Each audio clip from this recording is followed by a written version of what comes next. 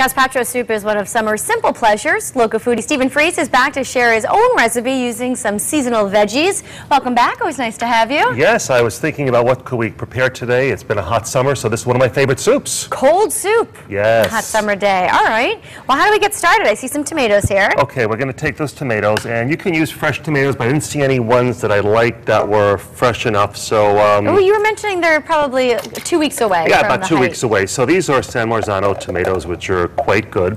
So we're going to put those in there, and do you want to help me chop? Sure, sure I do. We're going to take all these veggies, and we're going to just start put the them... red? Yeah, start the red, and just cut them into big chunks, because we're going to end up putting those into the blender. And, what about the seeds? Do we want seeds? No, keep the seeds out. If you get a few in, not a big deal. Okay. So we've got a cucumber, a red pepper, a green pepper, and we're just going to take all of these large sliced vegetables and put them into the blender. And we can do probably half of the green pepper, just so it fits into this blender. Just like this? Am I doing this right? Just like that, perfect. You can even make them a little bigger. Okay. I know last time we did them, they were too small. But just the idea is to get them here so the blades will catch them. Okay. So throw them right in? Just throw them right in, yeah. You throw them right in.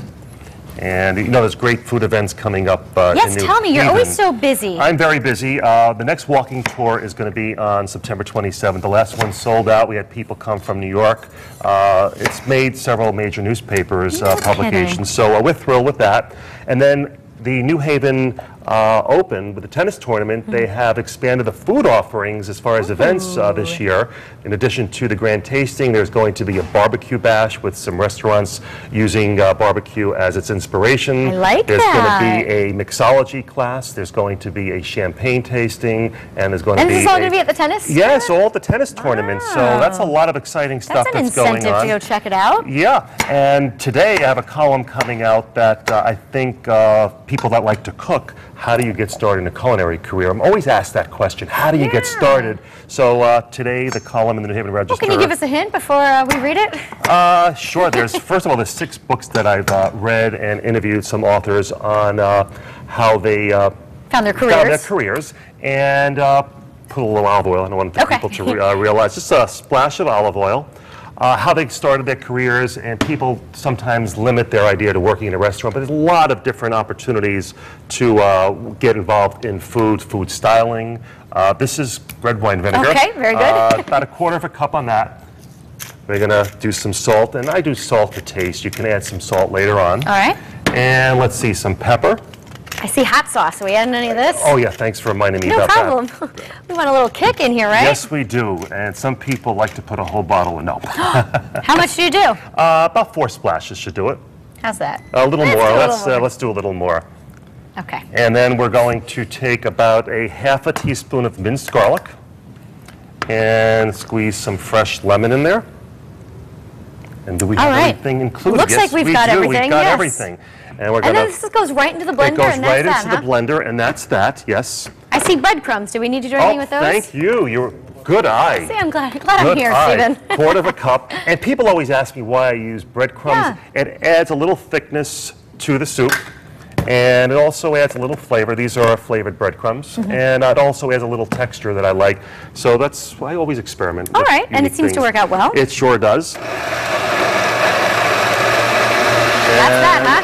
You can actually make this as pureed as you like, or if you like the chunks, keep it that way. Put it on a little less. And let's see, I think that should do it. And then you asked me a little while before what else I'm doing. I have a column coming out on Thursday talking about the Turning Stone Resort, which is in Nowheresville, New York. It's in actually Verona, New York. Fascinating. It's 21 restaurants and phenomenal spa. So that's coming out on Thursday. You spent some time there. I spent a few days over there on the way back from Maine, so I've been working on a Maine story. And then I'm going to New York City this week to scout out the food gadgets for the holidays. Last year I did food edible gifts. This year it's going to be the food gadgets for foodies. So I'm going down to New York. I can't wait to see what you come up with. So so this is a whole bunch of good stuff going on. All right, we have about 30 seconds left. I'm sure and we're going to, well, we got to finish one over there. And we're going to pour that into this. And I serve it sometimes with some tortilla chips. Oh yeah, you can do a little dipping. Sure. And a garnish on the side. garnish on the side. And the one that I made for the show, I just grated some fresh carrots and some lemon peel to give it a little color. You know, you want to impress your guests. Yeah, so very good, very Steven. simple soup. All right, we're going to try this at the end of the show. I know Jocelyn's going to want to give it a taste. Of course she's going to taste this, and she'll probably go home and make it. Probably. All right, you can find the recipe on our website, WTNH.com. And coming up next, Perfect